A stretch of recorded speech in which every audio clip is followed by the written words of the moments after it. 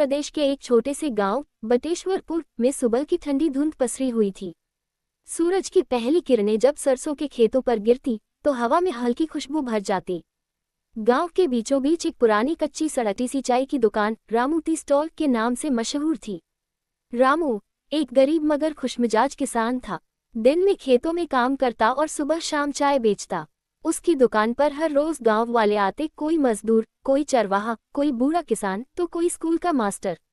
चाय के प्याले के साथ सबकी बातें चलती रहती, फसल, बारिश, राजनीति, भूत प्रेत और कभी कभी गांव के पुराने किस्से। लेकिन उन दिनों गांव में एक नया डर फैल गया था। पास के पीपल के पेड़ के नीचे जहां कभी लोग आराम करते थे, अब कोई नहीं जाता था।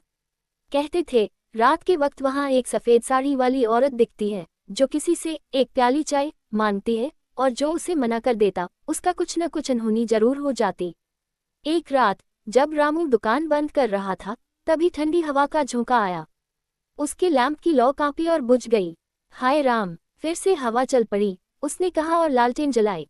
तभी पीछे से किसी औरत की धीमी आवाज आई, भैया एक प्याली चाय मिलेगी। रामू ने पलटकर देखा, सामने एक औरत खड़ी थी। लंबा घूंघट, सफेद कपड़े, पैरों में बिछुए चमक रहे थे।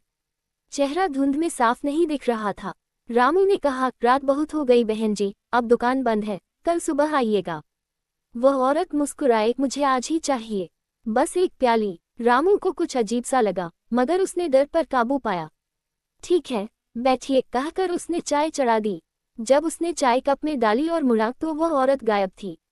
कप जमीन पर रखा था, उसमें भाप उठ रही थी, जैसे किसी ने सचमुच पी ली हो। रामू के रोंगटे खड़े हो गए। उसने कप उठाया, देखा कप में एक चांदी का सिक्का रखा। अगले दिन जब रामू ने ये बात गांव में बताई तो सबने उसे मजाक में उड़ा दिया। अरे रामू ज्यादा चाय पी लेता है, इसलिए सपना देख लेता है। बुजुर्ग भोलानाथ बोले, पर कुछ बुजुर्गों ने गंभीर चेहरा बनाया। ये वही चाय वाली भूतनी है। एक ने कहा, 3 साल पहले जो गीता मरी थी उसे चाय बहुत पसंद थी। शादी के अगले ही दिन कुएं में गिरकर मर गई थी। रामू के मन में डर और जिज्ञासा दोनों बढ़ गए। वह रोज रात को उसी जगह बैठने लगा, लैंप जलाकर, शायद वो फिर आए। तीसरी रात वही आवाज फिर गूंजी, रामू एक प्याली चाय। रामू ने पूछा, तुम कौन हो? धुंध में चेहरा उभरा वही सफेद साड़ी वाली औरत। उसकी आंखों में आंसू थे। मैं गीता हूँ, इस गांव की। मेरी मौत का राज किसी को नहीं पता। सब कहते हैं मैं कुएं में गिर गई, पर मुझे किसी ने धक्का दिया था। रामू सन रह गया। किसने? वह बोली, मेरे अपने पति ने, ताकि वो शहर जाकर दूसरी शादी कर सके। गीता ने कहा, जब तक मेरा सच सबके सामने नहीं आता मेरी आत्मा को शांति नहीं मिलेगी। रामू ने तय किया कि वह गीता के हत्यारे को बेनकाब करेगा। वह दिन में खेतों में काम करता और रात को भूतनी से बातें करता। गीता उसे धीरे धीरे सब बताती रही, उसके पति शंभू, लालच और कैसे उसने उसे धोखे से मारा।